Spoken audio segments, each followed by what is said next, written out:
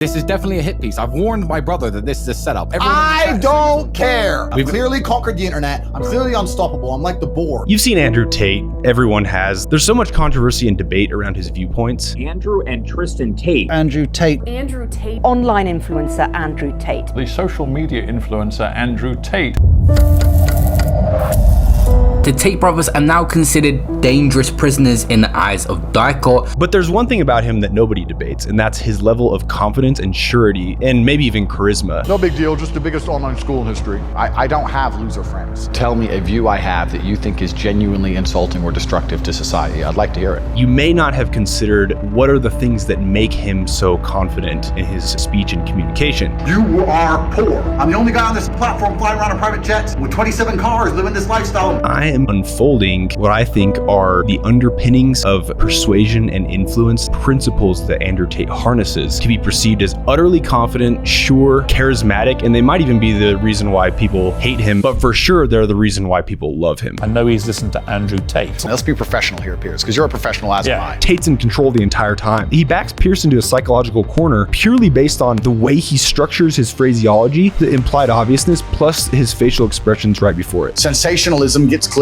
where nobody has an attention span and they're now watching something they don't completely understand. He uses implied obviousness so much in his tonal speech patterns. If you don't agree with these things that he's saying, you're going to perceive him as arrogant. But if you do agree with what he's saying, it doesn't even need to be overstated. It's self-evident, it's obvious. That's how it works. Maybe as a chick, you can always put more foundation on, be hot again. Great. Not as a man. When he needs to get more intense, he starts to lean in. When you pair that with the message of a certain tonality, there is no wonder why he's able to dominate conversations. We're going to get into Andrew Tate's most controversial viral interviews. So let's get right into this. If you put yourself in a position to be, you must bear some responsibility. First on the docket, interview with Patrick Bet-David. Patrick's reading to Andrew Tate some of his most controversial statements. I really want to see how Tate responds to these controversial claims. He gives us some insight into how he handles objections. When I'm done, you can rebuttal on every one. Because I mean every single one of them. Obviously, Andrew Tate, from paraverbals or tonality standpoint, he's the best at absolute certainty. When he says that, I mean every single one of them. There's no denying that he believes that statement, and he's transferring that emotion to the people watching him. That's going to piss a lot of people off when you say that. Completely. I understand it. What Tate does really well here is he agrees with the interviewer. An argumentative response would be something like, hey, Tate, these are really controversial claims. You're really going to piss people off with this. You know that, right? And Tate's going to be like, no, they're not. I'm not going to make anyone mad that really follows me. That's combative. Whereas what he does is masterful from a persuasion and communication standpoint. It's easier to get off on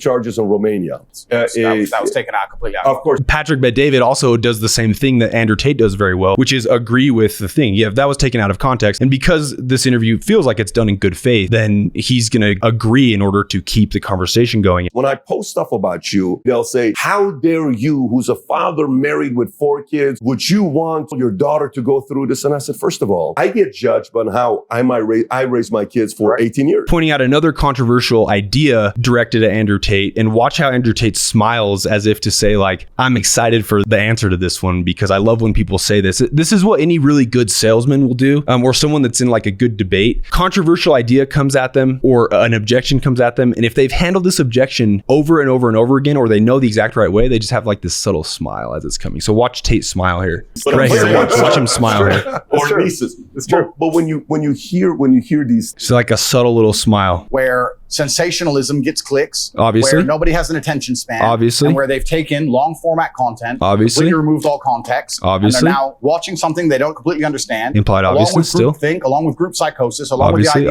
obviously. He's using a tonality of implied obviousness. It's a way of being very assumptive. You can be assumptive in 2 ways. One of them is by phrasing declaratives as a question, where you go up at the end. That is implying, you've watched this before, right? You know who I am, right? The other way to be assumptive is implied obviousness, which is what Tate does a lot, and he typically will do it right before he goes into absolute certainty in his paraverbal or tonalities. And right here, he's doing implied obviousness. The way that his voice inflections are tracking, he is actually saying these statements are just obvious. They're self-evident. This is very annoying, and this is actually one of the reasons why I think he's perceived as so arrogant, is because he uses implied obviousness so much in his tonal speech patterns. If you don't agree with these things that he's saying, you're going to perceive him as arrogant. But if you do agree with what he's saying, it doesn't even need to be overstated. I don't need to explain this further. It's self-evident. It's obvious. They're now saying that I'm the worst man in the world. I can explain each and every one of these sentences, and with explanation, people will understand that I'm not some evil psycho. Watch him go in and out of certainty here. This is really powerful because certainty you can state in one or two phrases. So I can say this entire phrase with certainty. Or you can do what Tate's doing, which is he does it in like one word. With group psychosis, along with the idea that it's cool to hate Andrew Tate. He does obviousness, group psychosis, along with why it's cool to hate Andrew Tate. They are now saying that I'm the worst man in the world. I can explain each and every one of these sentences, and with explanation, people will understand that I'm not some evil psycho. Listen, so I'm not some evil psycho. And then he goes back into obviousness right there, but he just uses it in a couple words peppered in. So he'll be like, and obviously this is true. And then fact, state a fact with certainty. And then obviously this is true. Then another fact, just with a couple of words and certainty. Very convincing. Not just charismatic. It's just like very persuasive in the way that he's using and implying these tonalities. The implied obviousness, that is the reason why people hate Andrew Tate, is because when someone talks in this obviousness all the time, you're implying with your tone of voice that people should know what you're talking about. That's when you start to be hated. Next clip. Why would I make fun of it? You just tried. I know you just tried. Andrew Tate is going to be perceived as much more charismatic, I think, in this interview. If a guy who wanted to have days off all the time, he never would have got important enough in the first place to attract a woman like you. And that is the reality. When he goes kind of on this rant, anytime someone kind of does this thing, you're trying to calm someone down or like suppress what they're saying. His hand is not rigid in the way that he's gesticulating. It's very calm and confident. He sits still. The rest of his body language is calm and sure. This is kind of a tactic he employs to be like, I'm not done with my rant. Hold on. But watch how sure his body language is. His shoulders are back a little bit, but when he needs to get more intense, he starts to lean in. And then notice how his chin kind of drops a bit, almost to imply like a dominating aspect of the conversation so that he can get his point across with even more certainty. Now, when you pair that with the message of a certain tonality, there is no wonder why he's able to dominate conversations. You notice how Andrew Tate wears glasses in almost every interview. I didn't ever realize why he does that. She calls him out. This is where he gets even more charismatic and like a little bit flirty. It gives insight into why Andrew Tate is beloved by his fans. Why are you wearing glasses? Sunglasses. Yeah, but inside. I have bad eyes. After so many fights in the ring, I had a retina detachment, and there's a lot of bright lights here, and it makes my eyes very uncomfortable. I don't want to squint. If you look at ancient persuasion tactics, ethos, pathos, logos, ethos is the idea of establishing credibility and rapport from an experiential perspective of the person who is talking or of the idea itself. He uses ethos to say, I'm a champion kickboxer. Because of that, there's been certain residual damage. So he puts himself as a warrior, so to speak, in this charismatic, like, banter. By doing so, he establishes this male credibility. I feel like she's digging it. And it makes my eyes very uncomfortable. I don't want to squint on camera, so I'm wearing sunglasses. This is the first time I've heard Andrew Tate use the tonality of sincerity. It softens out the thing you're saying and makes you very relatable. This is something that, potentially someone could feel self-conscious about. In order to establish a mutual understanding, he drops down into the tonality of sincerity. Now you just want to be perceived as relatable and understanding, or get them to be understanding of you. That's when you use sincerity. And that's exactly what he's doing here, which is like so fascinating. Why would I make fun of it? You just tried. I know you just tried. Now they're in this like kind of flirtatious banter, which means they are in rapport with each other. So Tate is going to then match her with his tonality and with the volume of his voice. Why would I make fun of it? You just tried. I know you just tried. No, it's fine. No, it's fine. No, it wasn't. It was a genuine question. Yeah. I just tried to make me. It's fine. Eye contact is important to gauge conversation. Is it? Do you want to look in my eyes? Etiquette, isn't it? It is. You're right. It's polite. You're right. It's polite. Andrew Tate is being vulnerable. Watch how his body language, though, continues to remain confident. He's still leaning but in an open way. Anytime you want to be perceived as comfortable, leaning to one side is always good, but still shoulders back, open, chest open. Are you happy? I think that money buys freedom and freedom buys happiness. Right away, he's making a claim that money can, in essence, buy some version of happiness. Because he uses the tonalities of certainty and obviousness, the viewer doesn't question whether or not it's actually true, which is why I think he gets away with some, frankly, like widely believed as absurd claims, is because the people that love him are vulnerable young people who are not questioning whether what he's saying is true because he's so good at stating it in a persuasive way, literally just with his tonalities. I think that the rich people of the world, the number one most intelligent thing they did was convince poor people that money isn't happiness. And I think they did that to prevent revolts. I'm not saying money is the only thing that can make someone happy. I'm not saying money alone will make you happy. And he uses an implied obviousness tonality here as well. Of course, I'm not claiming that money is the only thing that can make you happy. Yeah. It's kind of, you agree, right? So this is one of the only times that you'll see someone as confident as Tate state the underlying message he's trying to get across with his tonalities. He explicitly states, you agree, right? You know what I'm saying, right? If you just use phrasing a declarative as a question, that tonality of like, agree, right? You know, assumptive, then you shouldn't have to use the words you agree, right? There's something about the way he's stating this that is not quite as confident as he normally is. And I think it's because he's trying to be agreeable with this person. This interview is fascinating. I just found it really interesting how he handles this. Let's go on to the next one. I was not arrested. So what happened is I suffered from a case of swatting. This was just a fascinating watch of Andrew Tate trying to convince the public through this interview that he is innocent. I was not arrested. So what happened is I suffered from a case of swatting. It's very popular with people who are large on the internet. Many Swatting, large YouTubers certainty. have been swatted. It's where you call the police and you say somebody has a gun or there's a hostage situation and the SWAT Obviousness. team arrives. Obviousness. Somebody made a phone call to the American embassy saying that I was holding women in Right. my house. The police arrived. And let me state this now. I state this openly to the world. I have absolute respect for the police. He's using a lot of phrasing a declarative as a question. Andrew Tate's favorite tonalities are phrasing a declarative as a question, right? Always getting that like agreement, assumptiveness, implied obviousness to state that things are inherently obvious. They're just facts. And then certainty. It's everything around assumptiveness and certainty, which is what makes him so beloved and hated. But like, this is really interesting because he's stating a lot of things with the declarative as a question tonality to state, you know this, right? Let me just say that I respect the police. You respect the police. I respect the police. It's like agreement. They turned up, they investigated, they realized that nobody was in the house against their will. And even when he says this, it's just really assumptive, right? Like, I don't know whether that actually happened. I wasn't there. If you were to just listen to this, you're like, man, Andrew Tate seems like he's innocent. Just purely based on the way that he speaks. It's so interesting how convincing people can be simply by employing the correct tonalities in the right order. The allegations that are being assumed and imposed against Tate are incredibly harsh and serious. And so listening to how he responds to those allegations is a masterful display of persuasion and confidence. We're hiring right now. If you want to make between $50,000, $100,000 and even much more, I have a lot of rookies doing that. I mean, we've got room on our teams to grow right now. And we're looking for future leaders who want to make way more than that. Also, if you like this stuff, who else should I react to dissect their paraverbals, their tonalities and body language? I'd love to see your guys' comments. That's nothing to do with me. I'm not transgender and I don't understand the issue like they do. They can Are do you whatever transphobic? With Piers Morgan. The interview's not done in good faith from what I could tell. I'm going to show you where the feeling shifts. You were the #1 subject searched on Google ahead of Donald Trump.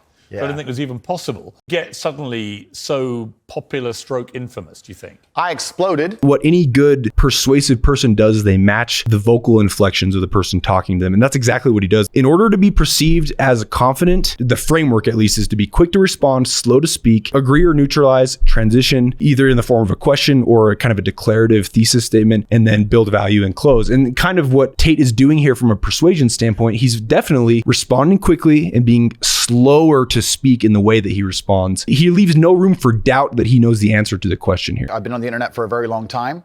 I think in the world we live in now, as the other side, the people who disagree with me, as they get more and more tyrannical in their censorships and their hate mobs, etc. The premise of his argument is like, people that don't agree with me are tyrannical. So therefore, if Piers Morgan doesn't agree with him, he is going to be perceived as tyrannical and whatever else he claims that people don't agree with him are. If you watch the commentaries on this specific interview, everyone kind of unanimously was like, Tate basically mopped the floor with Piers Morgan from a debate standpoint. Like from the very beginning, I mean, we're 3 minutes in and Tate's already laying the groundwork to make Morgan perceived as like a horrible person. And he does that just very subtly. It's really fascinating. As standard masculine practices are deemed toxic. I didn't put a magic spell on everybody. That's a very good form of implied obviousness. I didn't put a magic spell on everybody. And you're also appealing to the ridiculousness of the statement as well. He's appealing to the truth from his perspective. And so that's what this kind of phraseology implies. Simply saying things that many men believe, think, and feel. The problem I would say is, I want to play you just a... This is where I think Piers goes really wrong in the way that he interviews people in general, is he's just combative already. If you're wanting to really lull a person into agreement so that you can then on the back end of the interview draw out some real controversy or really prove them wrong, this is the wrong way to do it. So listen to how he gets combative just in the way he responds. Agree or neutralize. That way you can be perceived as on the same page as the person. He totally blows it. Watch. Believe, think, and feel. The problem I would say is, I want to play... Immediately responds by saying the problem with what you just said, that's just a horrible way to get agreement with someone. Treated all people, men and women around him, with kindness. Notice how he starts like smirking a tiny bit, because what he's realizing here is that Piers is about to make a claim that is not even based on a direct